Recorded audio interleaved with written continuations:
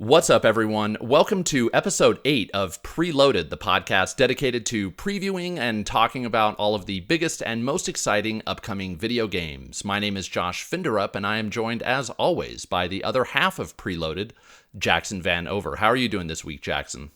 I'm doing great, Josh. We don't have nearly as much news to talk about, but it kind of feels like a breath of fresh air to have, a few smaller, interesting topics. Yeah, leading up to these console launches, we've definitely had some major news bombshells in the last few weeks, but not as much news this week. That said, we still have some really interesting stuff to talk about because the first Xbox Series X hardware impressions have hit the internet. We're going to talk about that. We're also going to discuss the recent Starfield leaks, and we're going to have an in-depth discussion about whether or not it's a good idea to jump in and buy the next-gen consoles on day one. So you'll want to stay tuned for all of that. But first, you can catch Preloaded. We post the video version every Monday over on Jackson's YouTube channel. He's jayvee, Jayvee, if you're not already subscribed. Or if you prefer to download and listen to the podcast, you can catch the audio version over on Apple Podcasts, Google Podcasts, Spotify, and Stitcher. And if you are listening on any of those platforms, we'd love for you to post a review. Other than listening, posting a positive review is probably the single biggest thing you can help us do as we really try to grow our audience and turn this podcast into a thing. You can also write into Preloaded at the email address preloadedpodcast@gmail.com. And we welcome all of your comments and feedback, but what we'd really love to get are your questions. If there's anything you want to hear Jackson and I discuss on the following week's show, send us your questions and we'll get to them and have a discussion about whatever you want to hear us talk about. So again, that's preloadedpodcast@gmail.com. And speaking of questions, we are going to kick the show off with our new segment that we call Who the Hell Are These Guys? And this is where Jackson and I answer a question that helps our audience, helps you know, or helps you get to know us as gamers, our gaming preferences, our gaming history. And this week, we are going to ask and answer the question, what is your favorite underrated gem of all time? Either a game that reviewed poorly, that you think deserves more praise, or that just didn't get enough attention. So Jackson, what's a favorite underrated gem of yours? So I think I have plenty of them, but when I wrote this question, the one that immediately came to mind was Battleborn. And this game came out a couple of years ago. I know it's weird for me to say, but I promise that I will explain. Came out a couple of years ago, right around the time of Overwatch. And if you don't remember, this is a Gearbox game that was coming between Borderlands 2 and Borderlands 3. So a lot of people didn't know what to expect. It was this MOBA 3D, third person, kind of experience. And I just played it so much with my friends. I loved it. I started making like character guides on the individual heroes. It was very much that kind of experience.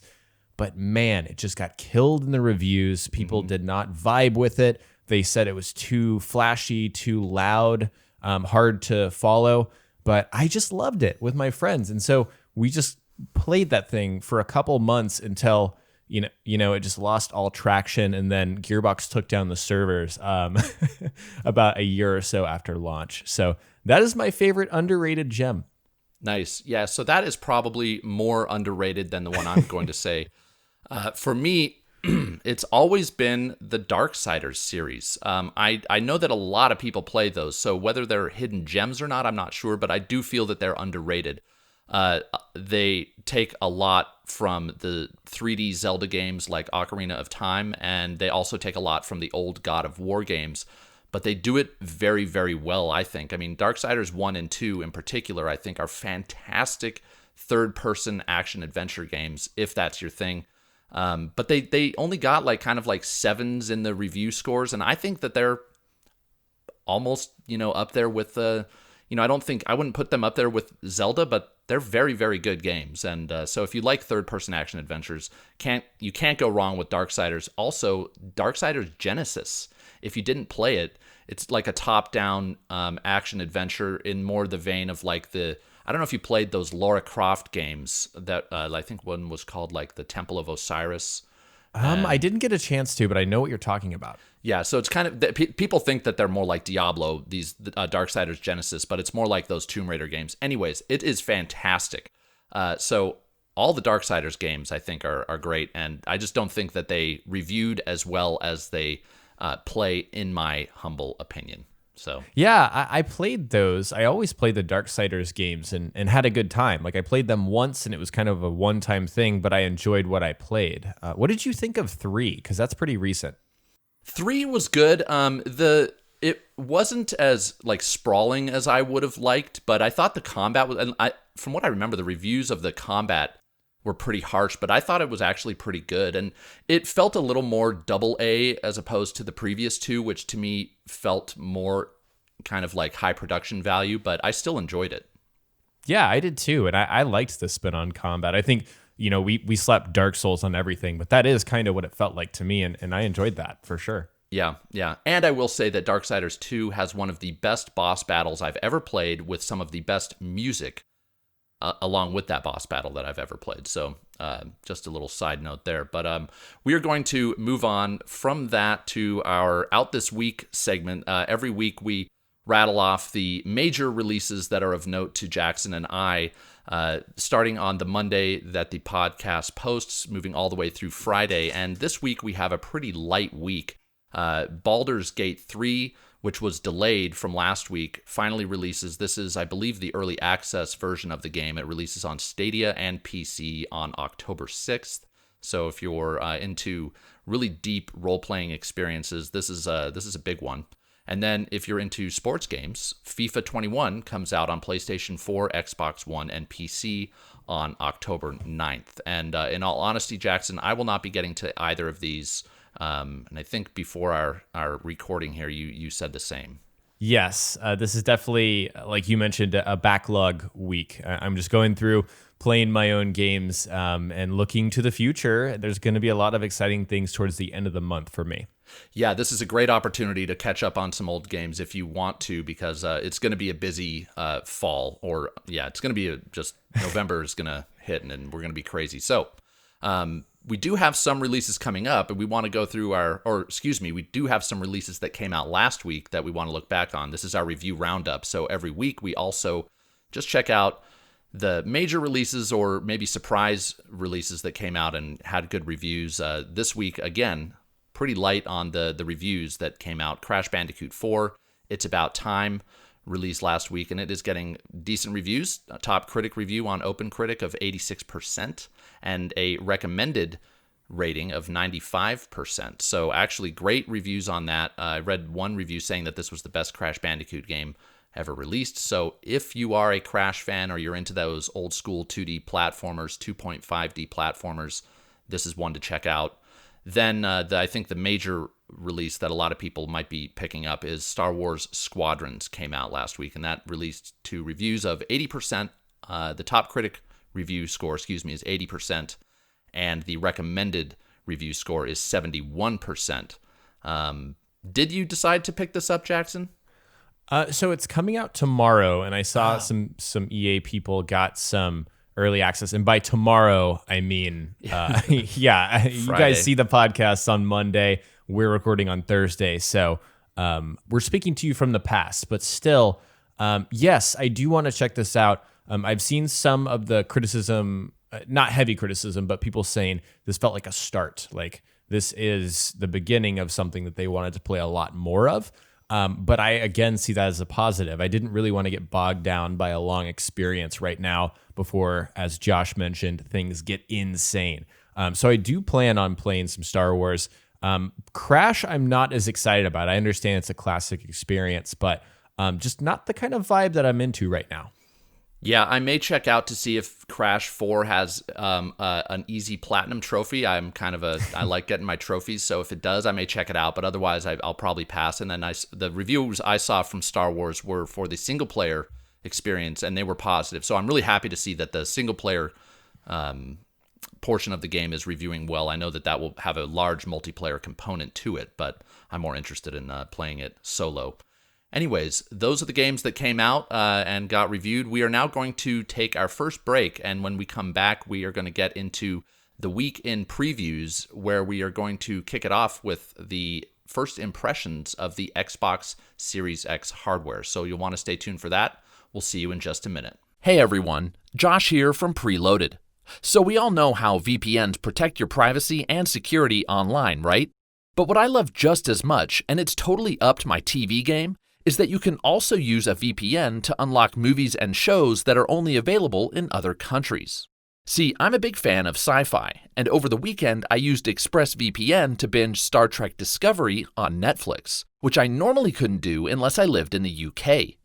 But this was super simple.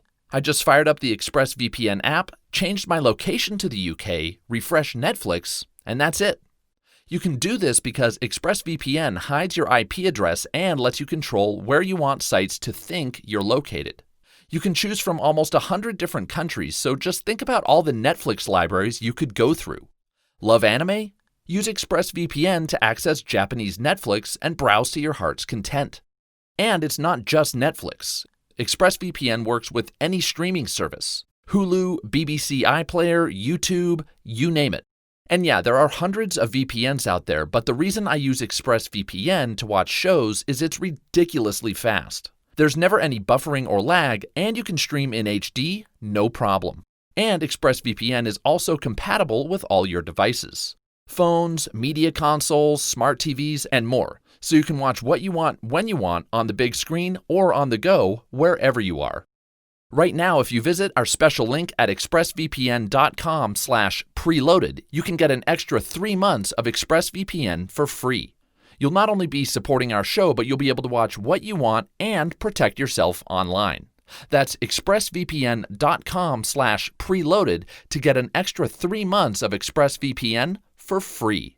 And we're back. It is now time for the week in previews, where Jackson and I talk about all of the news about upcoming games and consoles, and occasionally give our hands-on impressions of games before they come out. And this week, the major story that came out kind of gradually throughout the week were the Xbox Series X impressions. Media outlets and influencers were able to actually test out the hardware. Microsoft sent them units. Unfortunately, Jackson nor I got a unit, but we did scour the internet to see what everyone was saying about the Xbox Series X hardware. And it's important to note, no one got the S. This is only for the Xbox Series X. And overall, it seems like the impressions were very, very positive. The first thing that a lot of people noted is that the console is, as expected, extremely fast, but also very quiet, much quieter than the Xbox One X, which is nice. One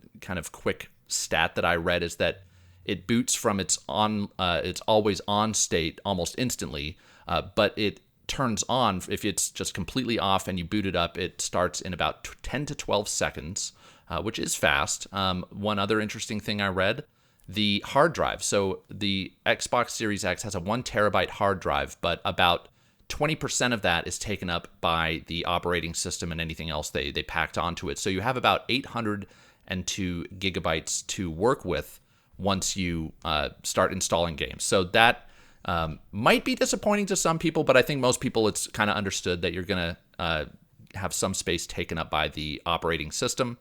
And then, Jackson, something that we talked about on a prior show was how it's going to perform for backwards compatible games. And it seems like Microsoft steered these outlets in the direction. I think there was an embargo where they couldn't talk about certain things and could. And everybody seemed to talk about backwards compatible games. And it turns out that the loading times on these games, these older games for Xbox One and even Xbox 360, are much faster. So one example that I read was Control, which was a pretty that was a taxing game on the Xbox Series, or I'm sorry, the Xbox One X and even like the PlayStation 4 Pro.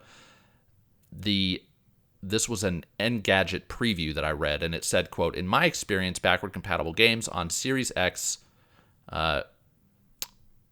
excuse me, let me start that over. In my experience, backwards compatible games on Xbox Series X load 3 to 4 times faster than their Xbox One counterparts. Take Remedy's Control, for example. Booting up a scene on Xbox One takes 30 to 38 seconds, while the same scene on Series X consistently takes just 9 seconds, 10 at most. So anyways. Yeah, the difference is massive. Just from those line items, the noise is a huge game changer for me. I actually don't remember my Xbox One X being particularly loud. Mostly my PlayStation. My PlayStation has always been way too loud. But it's nice. And I did see some people saying that they were only playing backwards compatible games, and that's why the Xbox Series X is quiet. And I think there's probably some truth to that. When we're actually booting up like Assassin's Creed Valhalla or Cyberpunk 2077, I wouldn't be shocked if my Series X is a little bit louder than these backwards compatible games. But yeah, things like booting instantly from the always on state are great. I do see some issues with that hard drive. I think you're only going to be able to fit, 5 to 10. That might even be a little generous. I don't know what the typical size is of games, but I want to say it's like 80 to 150 gigs per game. If we're talking about AA and AAA games, indie stuff is definitely smaller, but that's a little bit worrying to me personally. Yeah, and the news did come out last week. They showed they kind of revealed the drives, the external drives that you'll be able to buy, but they're still expensive. I mean, I think it's $210 or $220. So that's pretty pricey. Yeah, that is going to become an issue. As now, I have read that for next gen games, the download sizes are actually going to shrink because they don't have to duplicate as much information on the files that they would if there wasn't an SSD. So we'll see if that actually comes to fruition, or if that's just kind of them trying to assuage our fears that you just kind of laid out, that we might run out of space on these hard drives. But yeah, that is an issue. There were some other... one thing I want to bring up on this point is that it does seem like, again, Microsoft didn't send people Xbox Series X games to play. So it's not like people were playing the next-gen version of Assassin's Creed Valhalla, like you mentioned, on the Series X, or Cyberpunk, or Halo, which obviously that game's way far out. But anyways, these are only old games that people were able to play on these systems. So bear that in mind. But one interesting feature is the quick resume feature. Everybody seemed really happy with how this works. So what this is you can now play a game. So if you're playing like Red Dead Redemption 2, you can just exit that game, load up another game, and then start playing that game. And when you go back to Red Dead Redemption 2, it'll instantly resume where you left off. So it saves your character right where they are, and you don't have to go through any loading. And people say that this works great. It's basically a flawless design. And I read one account of someone who was able to do this with 5 games at once. So very interesting. Yeah, that is an interesting, compelling thing you can do. I will say that I kind of question like how many people are going to be using this. Maybe people play games differently than me. I think that's a completely fair assumption that might be the case. But I'm at most 2 to 3 games at a time kind of person. So for those 2 to 3 games, it's going to be really nice. But like, I don't see myself playing 5 games at once and really, taking advantage of this thing as much as they seem to be promoting it. I completely agree. Actually, the use case I see myself using it for is if I'm watching Netflix or Amazon Prime Video. I watch both of those pretty frequently. So, and granted, I do it on my PlayStation, but closing a game or suspending a game to then go watch a show and then going back to the game, maybe I'll use it. It is definitely a convenience feature. I don't see this as like earth-shattering or anything like that, but yeah, you make a good point about those apps. That's a great point. That's something where I could see myself having about 5 things running at once. Yep.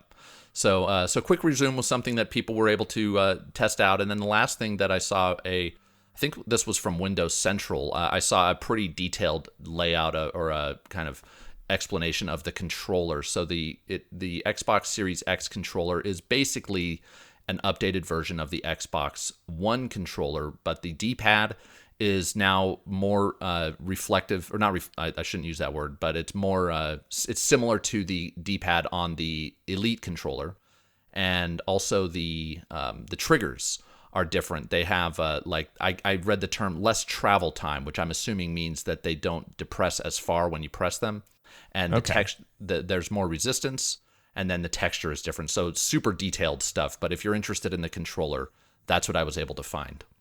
Yeah, and it's also got that share button, which is very much seemed like it was missing from the last generation. People share their PlayStation 4 screenshots and clips a lot more than Xbox, at least from what I can tell, and that's because it was there from the beginning. Yeah. So it's great that we're gonna have that capability on Xbox. And this is something we already mentioned in our previews, but it does seem like if we're comparing controllers, there's more of a leap with the PlayStation. Just my kind of take there, just with the haptic feedback. I know I haven't put my hands on it, but that is just kind of how I feel, and from the way that PlayStation is positioning themselves, the controller is much more of a feature of PlayStation versus the next gen Xbox. For sure. That's actually a great point. I mean, it seems like Xbox knows that people really love their controller, and for whatever reason, they didn't decide to. This is more of an evolution, not a revolution. I know that's a term or a phrase that a lot of people have thrown around. That seems to be the case here. For better or worse, I don't think it's necessarily a bad thing. But and overall, I'm happy to see that people are. I haven't read anybody saying anything negative about their experience with the Xbox Series X. I wouldn't expect that we would, but overall, it seems like this is going well. I also don't think that there's anything really revealing about the Xbox Series X in these previews that is, surprising to me. It's kind of as expected. So my opinion of the Series X hasn't really changed as a result of these previews that have come out. Yeah, I can't say mine has really either. It's what we expected. Yeah. But we did get some other news about the Xbox Series X launch this week as it regards to Game Pass and EA Play. Jackson, did you want to take this one? Sure, yeah. So we got the announcement a couple weeks ago, I want to say, that EA Play is coming to Game Pass, and now we have a date. And it's coming on November 10th, which is, of course, the launch date of the Series S and Series X. So this is just in time for next-gen consoles. But I do want to kind of caution people, if you're not really sure what EA Play is, I've got a little rundown here.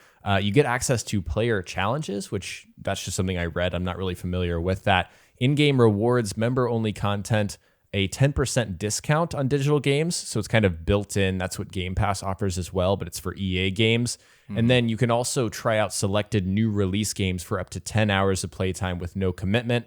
And then this is in addition to the library, the backlog of EA titles. So I don't want people to think that with Game Pass now you're going to get EA games the day they come out.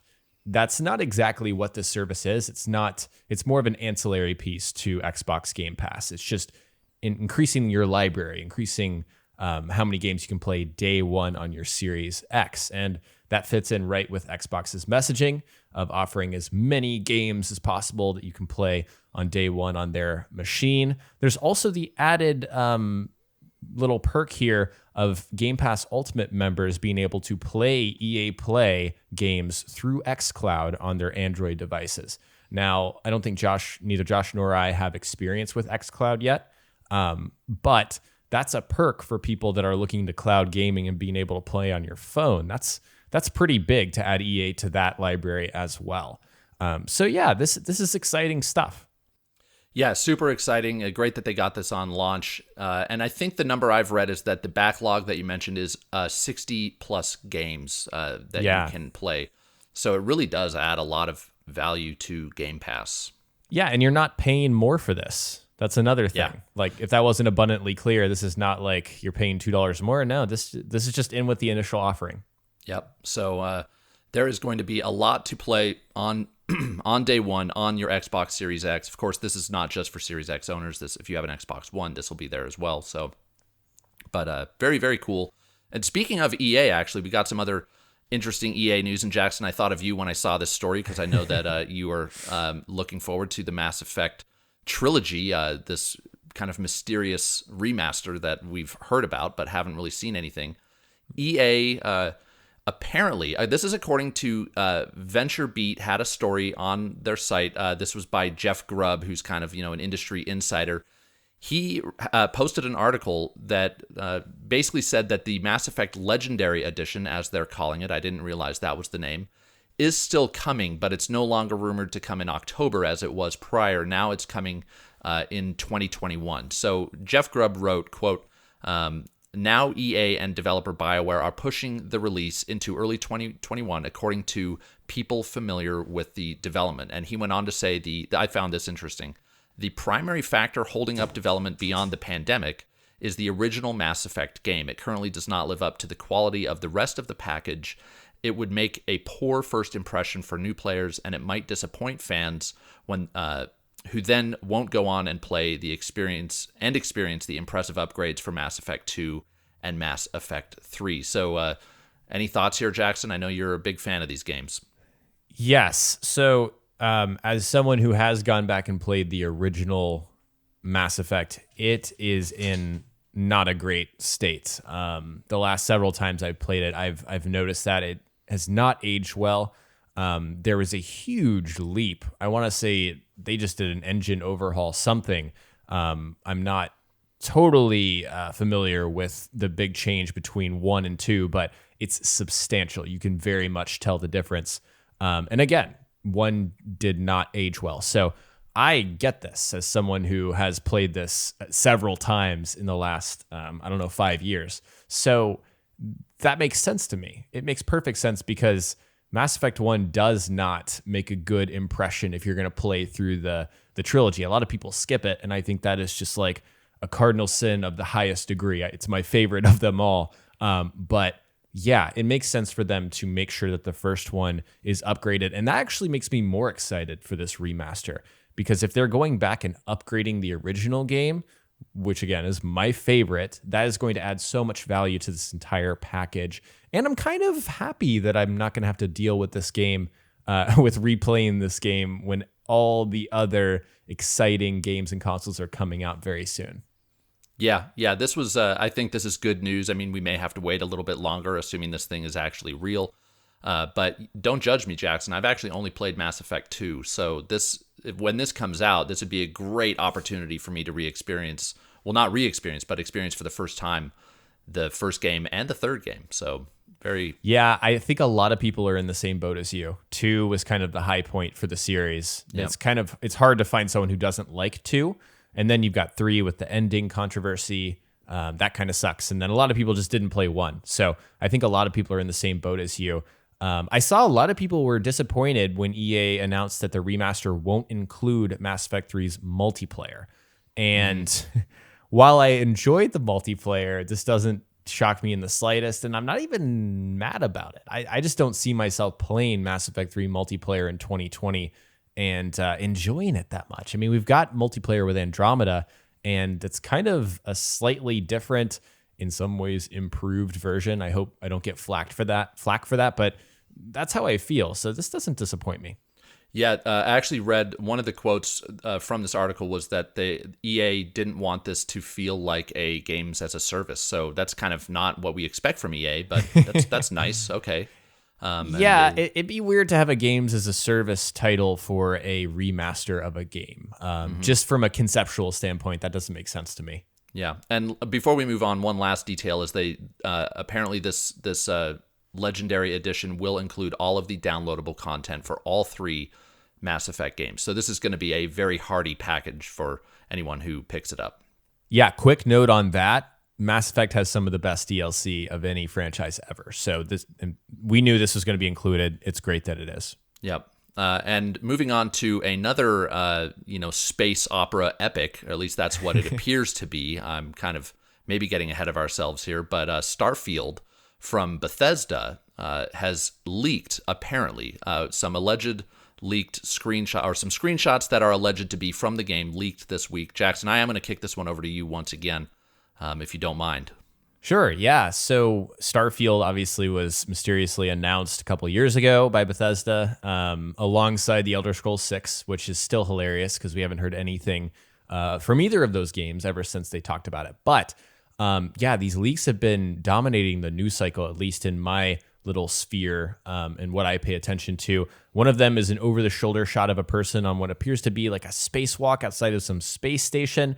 I think we kind of assumed this would be a third-person game as opposed to a first-person game. At least that was my impression. We know that Bethesda Game Studios games have been a little more friendly to third-person with Fallout 4 and Fallout 76, as opposed to Skyrim, which isn't. It's a little difficult to play in third person. Yeah. So that's interesting. But yeah, it's. I've been watching a lot of other YouTubers kind of give their takes on this. Mr. Maddie comes to mind, and sort of sharing, their excitement about the fact that this is a very different kind of Bethesda Game Studios game. It's very much grounded in what feels more like reality. It's not going to be as goofy as you might attribute to the Fallout series, or as fantasy driven as you might attribute to the Elder Scrolls series. The aesthetic is very much like science fiction-y rather than science fantasy. So it's interesting. I'm really excited for Starfield, and I'm interested to know if this is going to be an exclusive. Yeah, that I think is going to be a huge announcement if that comes. It did seem like there was. We didn't put this into the run of show, but I do think that Microsoft came out with some sort of announcement that that Starfield was going to release on Xbox Series X, or I don't know if the console exclusive language was in it, but it wasn't them saying that it's going to be exclusive yet, but they were kind of implying that they were going to release this maybe on Xbox Series X first. That is, I really just saw that at a glance this week. I know there was something that came out, but okay. I missed that, but that would be huge, I think, for Xbox if they were able to make that happen with their new, acquisition here. Yeah, and I was really these screenshots don't tell us much, but you mentioned kind of the aesthetic. I am pleased that it seems to be more of a kind of a grounded in, even though it's science fiction, it's still kind of grounded in reality. And what I mean by that is this isn't going to have an aesthetic like the Outer Worlds. This is going to be very much more like it looks like a realistic looking sci-fi game, which to me, I just got done watching The Expanse. And if you've never seen The Expanse, what a show. Great TV show, but got me super hyped for, I'd love to dive into a sci-fi space role-playing game. And this looks to be exactly that. I would too. And something that is even more grounded than like Mass Effect. Mass Effect feels very arcadey at times and like an action adventure. This feels even more closer. It's hard to put this into words, Josh. I feel like I'm struggling with it, but it just feels closer to reality than most of these sci-fi kind of games.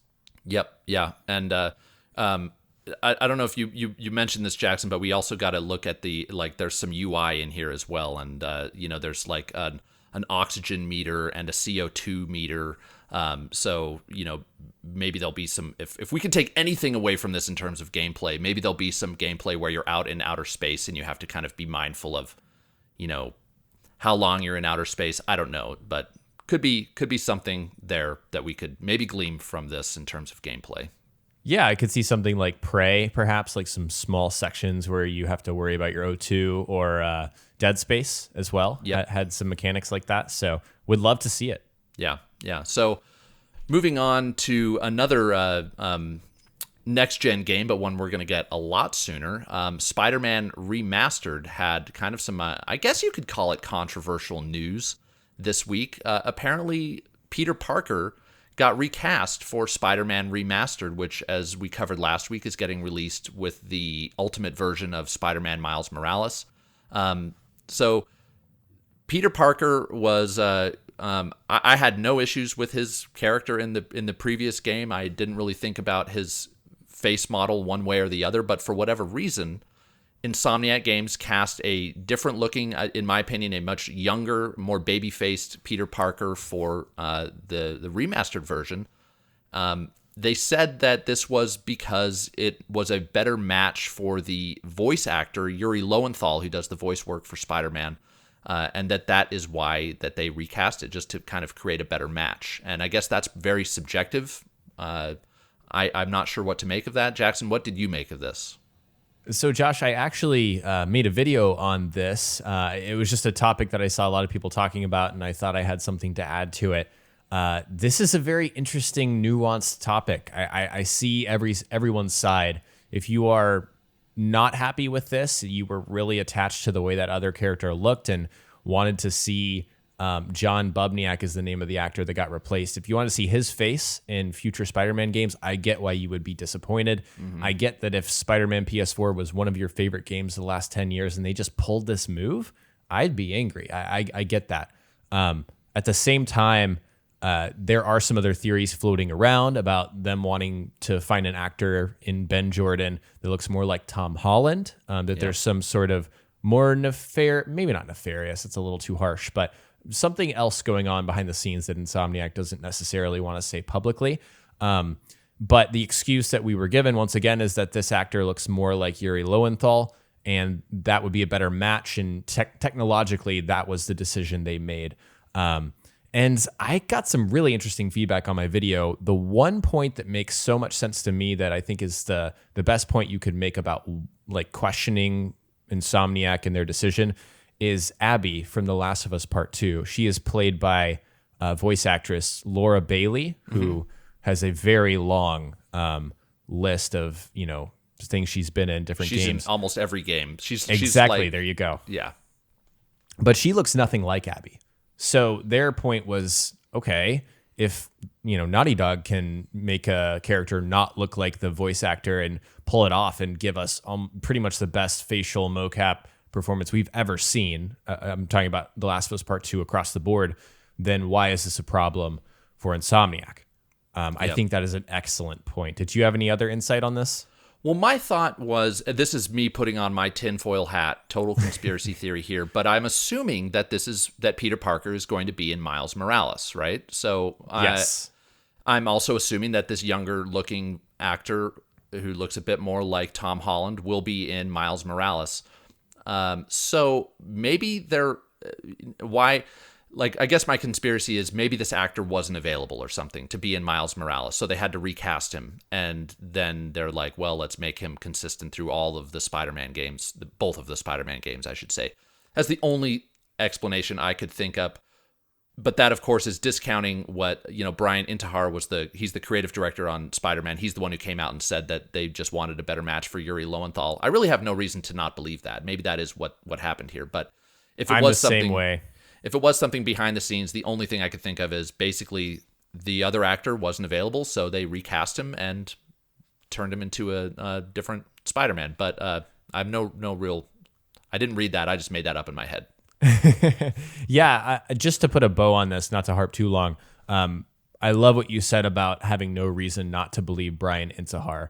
I think these days we have a tendency, if we don't like something that happens or something that we hear, we tend to jump to conclusions that aren't exactly based in reality. We're not mocap experts. Yeah. Most people are not. If it makes sense for them to say we want a guy whose face looks more like our voice actor and objectively Ben Jordan looks more like Yuri Lowenthal, why are we not taking them at their word? I mean, I know they're a big company, but this is a decision that doesn't affect their bottom line. They're not going to sell more games because of this decision. So very strange, the skepticism. I understand the anger, but the skepticism I don't get. Yeah, and I have a feeling that by the end of, if you replay this game, by the end of it, I bet, we'll all be used to this new actor's face, and same Absolutely. If we play Miles Morales. But it is a bummer for people who really maybe had an attachment to that actor. So just an interesting story. Didn't see that one coming. If there was one thing that was going to change for Spider-Man Remastered, I think that was the last thing everybody expected. So very interesting to see that pop up. But we also got some Cyberpunk 2077 news this week, and this is definitely not good news. Cyberpunk 2077 developer breaks promise and will force employees to work 6 days a week. That's the headline for this story. So basically, Jason Schreier over at Bloomberg published an article that revealed that the CD Projekt Red studio head Adam Badowski had announced to the CDPR development team via an email that 6-day work weeks would be required from now until the game's launch on November 19th. The email said in part, quote, "I know this is in direct opposition to what we've said about crunch. It's also in direct opposition to what I personally grew to believe a while back, that crunch should never be the answer. but we've extended all other possible means of navigating the situation. And so if you're not aware, I think it was back in January or February of this year, Jason Schreier, back when he worked at Kotaku, had published, I think, another article where these exact people at CDPR had said very plainly that no, they wouldn't have crunch, and that employees who chose not to work these extended hours would be allowed to do that. So this seems to go in direct contradiction to that.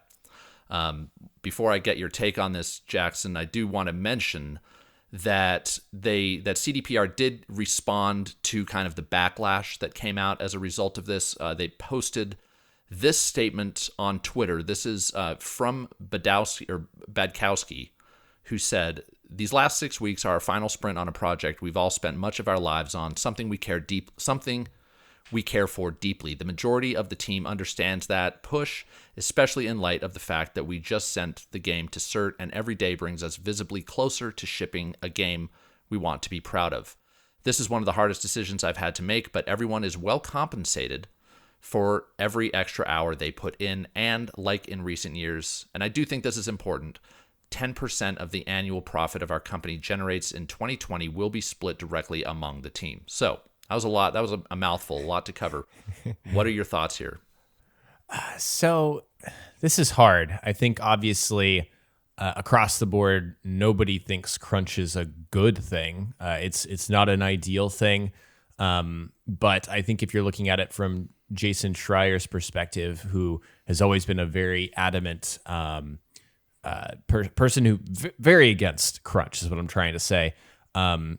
No matter how much more money these workers are going to make, they are still going to put themselves through the emotional stress of pushing this game to launch. And there are definitely some people in a camp who are saying this is their job and they signed up for this, and lots of video games have to crunch in order to get a game to the finish line. That's a story we've heard a lot in this industry in the past 5 to 10 years. So, but that doesn't make it okay, I think, is my perspective. I don't think that getting 10% of the annual profit generated makes it okay. And some people are going to disagree with that. But if you are looking at this from a mental, psychological health perspective, no amount of money is going to make up for these 6-day work weeks. And they've already been working overtime for months, possibly more than a year, according to Jason Schreier. So that's where I stand. Yeah, I pretty much agree with you on all of that. As someone who has been in a position where I've been asked or pretty much told to crunch, it is difficult. And, I do think that it does make a difference that they are compensated. I've been asked to crunch without overtime, and that is just ridiculous. And so it is nice for me to see that they are considering the compensation that these people get. But I completely agree that if you are basically forced to crunch and there are maybe mental health consequences of that, it's just not worth it. And, the one thing I would say is, if you're in an industry that asks you to crunch, or you're in a company that asks you to crunch or forces you to crunch, I think the best thing you can do is just ask, like, is this the best place for me? Because right. You just got to take care of yourself. And sometimes it's a real bummer to see these companies basically put these people in a position where they don't have much of a choice. And that's what I have a big problem with. So I do too. It's not only that they're crunching, it's the pressure behind it. It's the fact that if you don't agree to this, that you're probably gone. I mean, I can't say that for a fact, but at the same time, games are very iterative. When you slap a release date on a game, lots of times that 6-month window before it comes out, the reason it comes out at that date that they put 6 months ago is the result of crunch. And that is a sad reality. It's something that can change, but that's the culture right now. And I think reporters like Jason Schreier are trying to do their best to put a light on this and kind of, change the dynamic, change the culture around working overtime, even if you are compensated. I can't speak personally to, I've never crunched under an employer. I've never been asked to work overtime, but I can't say that an extra, I don't know, it's hard to throw out numbers, $5,000 in a year. Like, let's say I make 70,000, I'm going to make 75,000 because I crunched really hard and sacrificed all that, mental energy. I can't say that would be worth it to me, but I'm not in that position. That's a hypothetical. But that's just how I feel. Yeah. And it's tough to know also what the morale is at CDPR. Maybe there are people who put in extra hours voluntarily. And I think it's fair to say that not everybody at CDPR is that way, but Yeah. I guess what I'm trying to say is I have no problem with people who want to work these extra hours and just do it voluntarily. But again, to reiterate, when it's something that you don't have a choice in the matter, that's where to me it becomes a problem. But I don't want to spend too much time on this. That was a bit of a bummer of a story. We do have some other quick hits that we want to cover, and some of these might be, particularly the first one is kind of a big story, but we put these in here because I'll just get into it. The first of these quick hits is that Steve from Minecraft was announced as the next Smash character. And the reason we put this in quick hits is just because neither Jackson or I have a real attachment. And correct me if I'm wrong, Jackson, but I don't think either of us have a real attachment to Smash Brothers. No. So if this is something you're interested in, you can definitely check out the trailer that Nintendo released online. The next quick hit, The Pathless, which is a game that Sony spent a lot of time in covering on one of their State of Play presentations, is now going to be a launch title for the PlayStation 5. So if you're into kind of open world action adventures of more of kind of the AA or maybe even indie ilk, this game looks to be pretty cool. That'll be launching on November 12th. Then we also got news that Godfall, which is another PS5 launch game, will be $10 cheaper on PC as compared to PlayStation 5, and that goes for all of the versions. There's a special edition and a some sort of ultimate edition. They're all going to be $10 cheaper on PC. So before we move on, anything to add there, Jackson? Not really. The Pathless, though, that looks really interesting, compelling game to me. I'm going to play it, 5 months after launch because I'm going to be so lost in Valhalla and Cyberpunk. I'm just not going to have time. Yeah, I'm going to pay attention to the reviews for The Pathless. If it reviews really well, I might actually play that at launch. So we'll see how that pans out.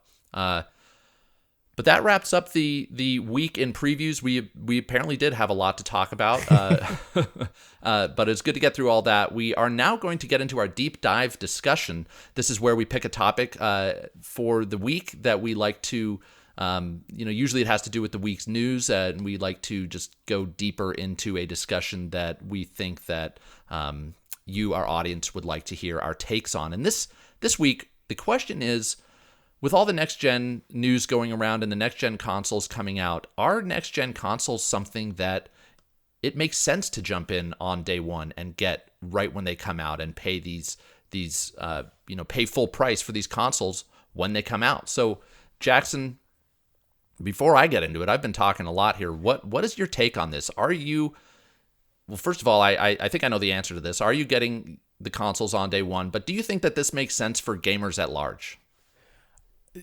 First off, yes. I've already committed, actually. I've put the full amount down for the Xbox Series X, and I've pre-ordered the PlayStation 5. So I've already got these. It's a done deal. I succumb to the hype, and I think at the end of the day, that's going to be my answer.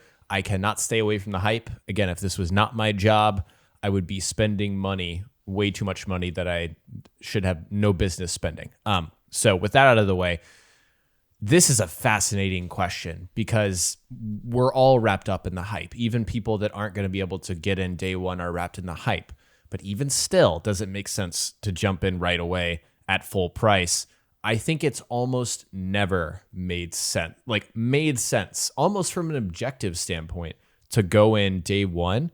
I don't think there's enough games that are going to give you a truly next-gen experience for you to say, I have to jump in day one. I think, for example, you could play Assassin's Creed. Well, maybe not Assassin's Creed, because they're saying you're going to get a 60 FPS 4K experience on PlayStation. I don't think your Pro is going to be able to do that. But I truly do not think, like, from a budget gamer perspective, it makes sense to jump in right away. I just don't. Yeah, I think that the the hype is a bit out of proportion, I think. I don't know if that makes sense, but if you don't get an Xbox Series X or a PlayStation 5 on day one, you're still, especially with the way this generation is panning out, you're still going to get to play the games on those consoles by and large for the most part. I mean, there are a few exceptions. I think Demon Souls might be one exception. But for the most part, you may not get the technical, the 60 frames per second and 4K, but if you want to play Assassin's Creed on your PlayStation 4, you can do it. If you want to play Miles Morales on your PlayStation 4, you can do it. With Xbox, all of the games that are on Game Pass for Series X are also on your Xbox One. So in terms of the core experiences, I don't think you're missing out by not getting these consoles on day one. With, again, like I said, the rare exception, Demon Souls, Ratchet and Clank when that comes out for PS5. Yeah, and it's funny to add to that list, Horizon Forbidden West is going to be on PlayStation 4, and we don't even know when that game's coming out. Yeah, and to be honest, we don't even know that like God of War Ragnarok is not going to be on PlayStation 4. I think a lot of people would speculate that it's not, but we just don't know that yet. So I think if you want, for me, there's two things that if you must have them, then you have to get a next-gen console. If you absolutely have to have the best technical experience, bar none, then yes, you need to buy either a Series X or a PlayStation 5 or get a really high-end PC. And then if you just want to be part of the conversation, if you want to, join online and talk with people or talk with your friends about what it's like to play these systems, then obviously you're going to have to do that. But if neither of those are, things that you need to have or do, then honestly, I think, like I said, I think the hype for these next-gen consoles is a bit out of proportion. You're going to be able to play a lot of the games that are on them on your PS4 or your Xbox One. Right, and we even talked here about, or on the doc, we mentioned price drops. I don't know how many price drops we saw for the last generation. I think before the show, we kind of said not many, if any, until they came out with different versions of the last generation. So if we're going to see a hypothetical Xbox Series XL, maybe something like that, that's even more powerful than the Series X. I'm not saying it's going to happen, but if it does, then you'll see the Series X drop in price. Yeah. Then it's like, yeah, you want to take advantage of that price drop. How much were you really missing out on? We don't really know yet, but historically, history tells us that you're not missing out on a ton, and I don't think you're going to miss out by waiting this gen either. Yeah, I don't think so either. And the other thing to, two other things to bring up actually is I think one advantage you have by waiting is, and hopefully, knock on wood, we don't see any technical problems with these consoles. But if there is anything that people are having issues with, you won't experience that if you choose to wait. There was the Red Ring of Death, which I don't know if that was a launch issue really, but back in the 360 days. I can't remember.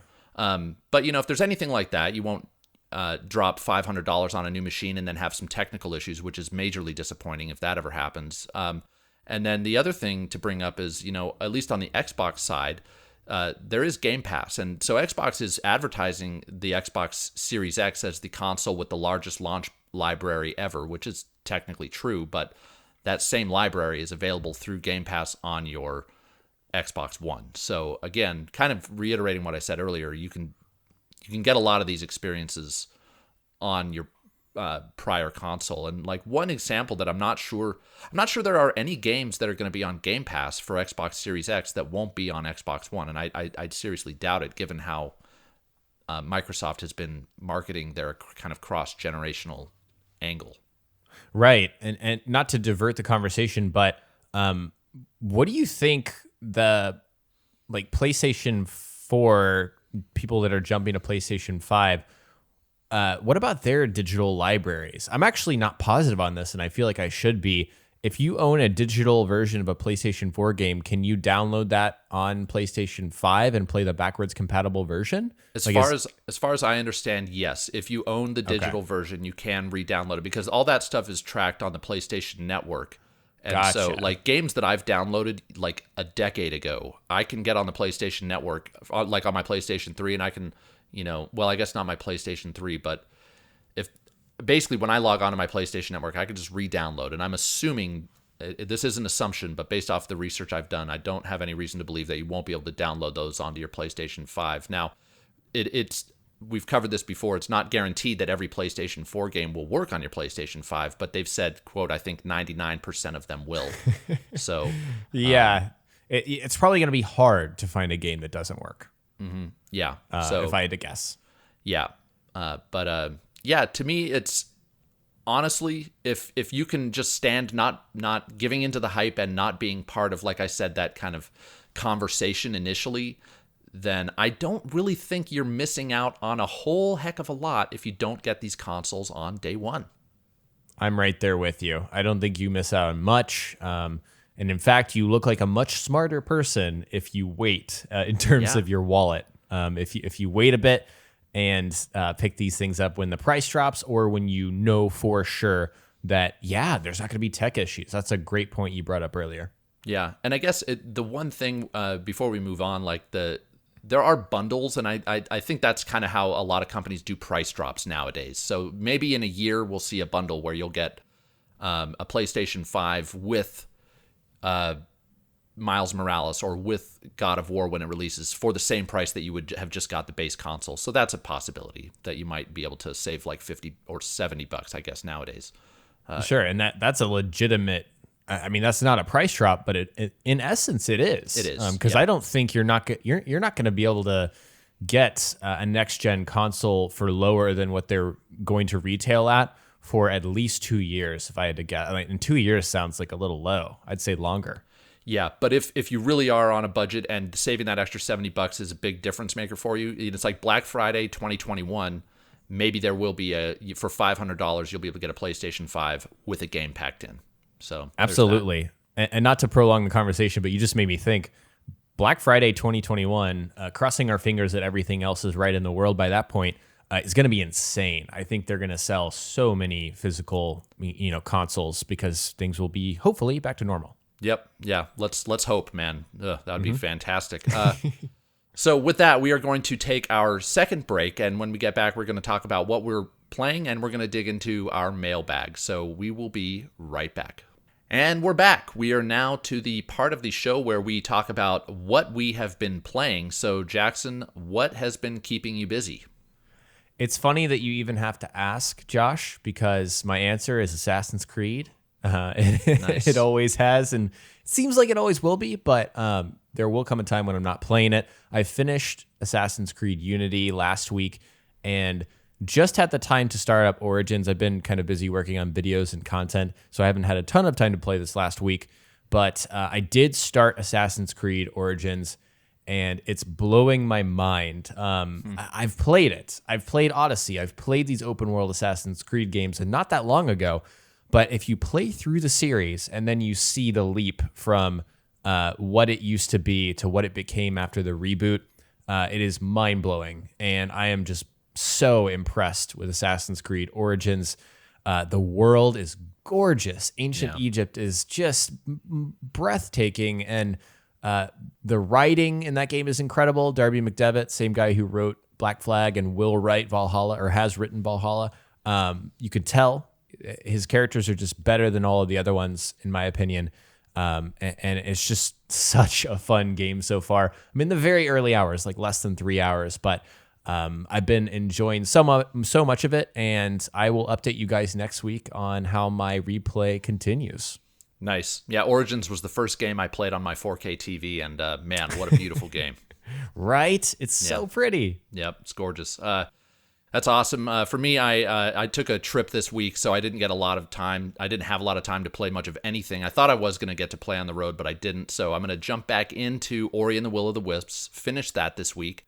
I did get a chance to start Hades, but I've only played like 3 runs, which is not enough to... It's a roguelite, if you're not aware. 3 runs through it is not enough to give an impression. It's beautiful, but gameplay-wise, I'm just not there yet. Need to spend some more time with it. And then I finally beat Super Mario 64 on 3D Mario All-Stars. Again, one of my favorite games of all time. Just loving re-experiencing that game, and definitely encourage anyone who hasn't experienced it to jump in and give it a try if you have a Switch and you were able to pick up Super Mario 3D All-Stars. So I'll hopefully have a lot more to talk about next week. Definitely planning on getting into Hades because I know I'll like that game from everything I've read about it. Yeah, I want to hear more about that game. Yeah, I'm excited to share. So we'll get into that next week. We are now going to, though, dig into our mailbag. We got some questions this week, and the one that we really are looking forward to discussing, came from Dustin. And Dustin said, I'm curious what you think about digital consoles affecting GameStop. No more used games. And if that having a cascading effect could cause different digital benefits in the long run, sales or whatnot. Interesting question. Thank you for writing in, Dustin, again at preloadedpodcast@gmail.com. So this is something that I think people kind of forecasted when digital games started to become more of a thing. Like, this is going to massacre and kill the used games market. And I think as long as there is a disc version of consoles, which there is still with PlayStation 5 and Xbox Series X, then it's not going to kill the used games market. It's just not. If you want to be a budget gamer, there is no question that used games are one of the best ways for you to experience this medium. And I don't see that going away. I don't see GameStop going away. I know they've fallen on some hard times in the last several years, and I think that's due in part to the digital games market.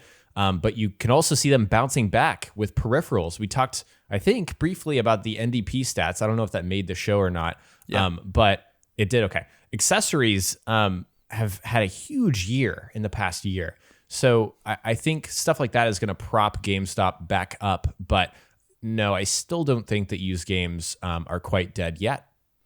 Yeah, I do think that GameStop is going to eventually, well, GameStop as we know it, I think is going to go away. But I think it's going to take on the order of like 5 to 10 years.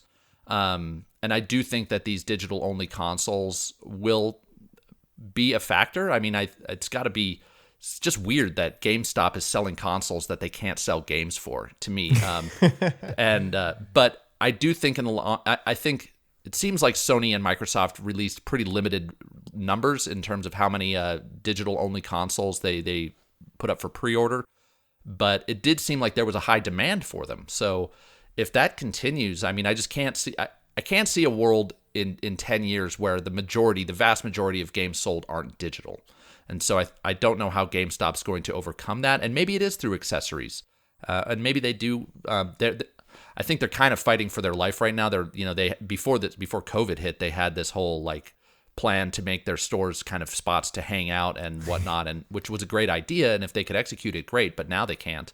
So what are they going to do? I don't know. And I do think that, to Dustin's point, the digital-only consoles, if let's say just 8 years down the road when PlayStation 6 and Xbox whatever come out, that the vast majority of consoles sold are digital only. I mean, GameStop's going to have to adapt if they're still around at that point to figure out what to do. And I think that they'll do something. I don't think it's like GameStop is going to be totally gone. They're just going to look a lot different. And I don't know what that's going to look like. That's a great point. And I don't know where they could pivot. If we truly think that, accessories, I still think will be enough to prop them up a little bit, but they'll have to come up with something else. If we truly think that we're heading towards a subscription-based future, this is a complete, out of left field theory. But what if GameStop has a subscription? I don't know. Who knows? Yeah, or like maybe GameStop has. This could make no sense, but like maybe they have some sort of digital offering and then they put that on Game Pass. I don't know, but they're going to have to figure out ways to make money for sure. Retail is a tough business, especially this year. For sure. So anyway, Dustin, thank you for writing in. And yeah, as Jackson mentioned, you can write in and send us your questions at the email address preloadedpodcast@gmail.com. Again, we read all of your messages, so please keep them coming. We really appreciate it. And that is going to wrap up our show. Again, if you're listening on any of the audio formats, you can rate our podcast, and we would greatly appreciate it if you leave a review. That'll help us out a lot. Before we go, Jackson, anything that you want to plug on your channel? So I just uploaded a pair of very quickly made videos. The Assassin's Creed story trailer dropped, big analysis on that. And then Peter Parker's face changed. I decided to make a commentary on that. That is all I've got for now. Cool. Yeah, and on my channel, nothing new, but I am about to pass that 50,000 subscriber mark. So if you haven't subscribed to my channel, head over and give me a little boost. I'd appreciate it. And with that, actually, real quick, you can find me on socials, Twitter and Instagram at Quest Mode Games. Jackson, where can people find you? You can find me on Facebook, Instagram, and Twitter. I'm jayvee on YT. And also, just to piggyback off of Josh there, go sub to Josh's channel. Let's get him over 50K. Yeah, thank you very much. Appreciate that. And appreciate you guys and gals watching and listening. And we will see you next week. Bye, guys.